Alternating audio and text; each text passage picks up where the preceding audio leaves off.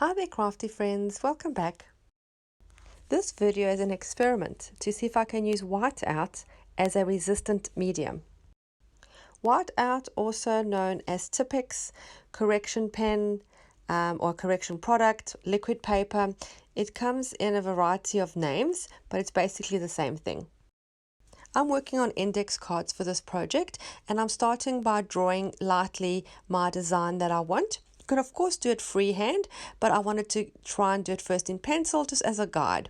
So I'm drawing some really large flowers. I'm just doing it very lightly with a grey lead pencil. You can always use an eraser at the end after you've applied the White-Out to remove any of the pencil markings that are still showing.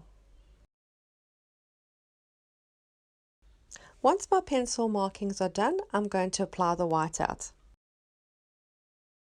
It can be a little bit tricky when you start because you need to be squeezing the pen while you're guiding the tip over your pencil drawings, and I found my hand got a little bit crampy while I was doing this, but just take a few seconds break and then it's fine again. I think mine is due to the shape of the container. That is why I might have got the hand cramps. The newer versions that I've seen are actual shape of a pen, which I think may be slightly easier. It does take a little bit of practice though to be able to squeeze and draw at the same time, but once you get the hang of it, it's easy.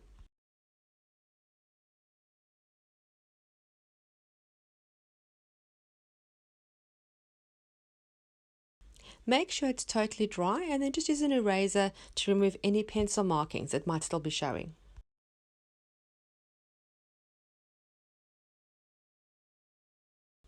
For the color, I'm going to use my ink pads and use them to paint with. And the way I do that is I press the ink pad onto an acrylic block and then I add some water and then I use a paintbrush to add it to my artwork. This color that I'm using here is called Vintage Photo. It's a distress ink pad from Tim Holtz.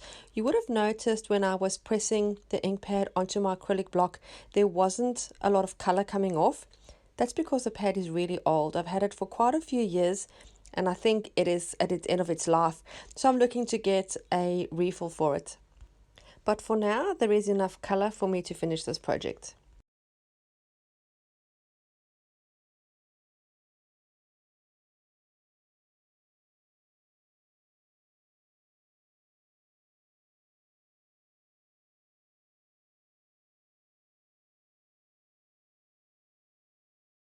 I'm adding another brownie color for more of that vintage feel. This is called Brush Corduroy. This is not an ink pad. This is actually a spray oxide ink, but I like the color that it comes out with when it combines with the Vintage Photo. Gives it a nice, like a rustic kind of feel.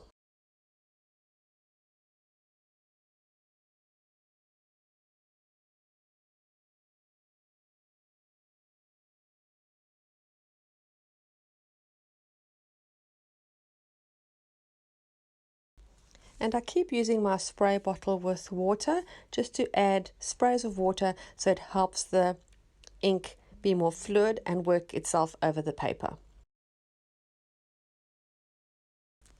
I love brown and pink, so I'm going to add a little bit of pink to this vintagey feel. The color I'm using is called Picked Raspberry, also a distress ink by Tim Holtz, and I just use it in the same method. And as you can see, I'm trying to put it in between the gaps where the brown isn't. If it overlaps a bit, that is great. I do want some white left and then some darker areas and lighter areas. I like the inconsistencies. It gives it a nice depth.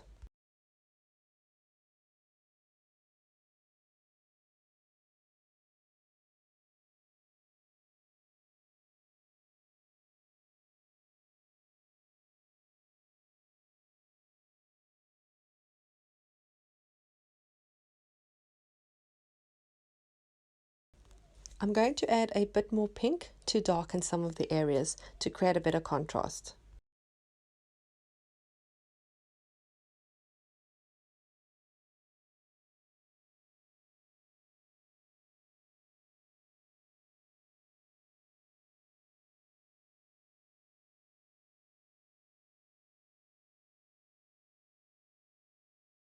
I'm now going to embellish them to add a little bit more interest to the card. I'll start by doing some stitching all the way around the card, just in plain running stitch on my sewing machine using black thread.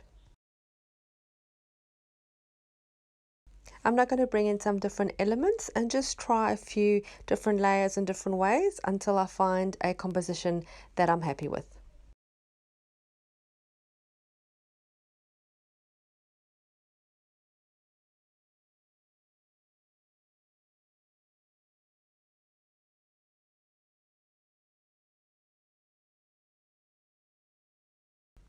To balance out the black of the stitching around the card and the little word card that I have, I'm going to use some black thread just bunched up underneath some of the elements of the cluster.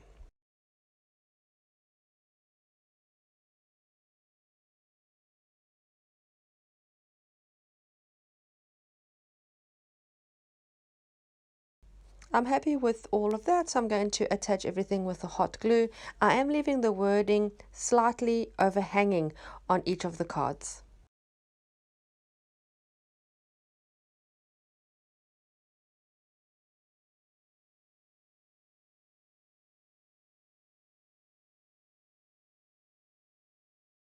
I felt it needed a little bit more pink in the foreground of the card, so I've added a couple of little pink buttons and a little pink heart, which I think balances out the pink really, really well. Those two I will attach with the hot glue. So I'm very happy to say that I think White-Out works really well as a resist medium. I know there are many products out there that are resist mediums for artwork, but I think this is quite an inexpensive way to get the same kind of effect for smaller projects. I really hope you enjoyed this video and my little experiment, and I hope you were inspired to create your own. Don't forget to subscribe to my channel. I'd love to have you stick around and watch more of my videos. Do hit the little bell button so you're notified every time I upload new content. I'll see you again soon. Bye.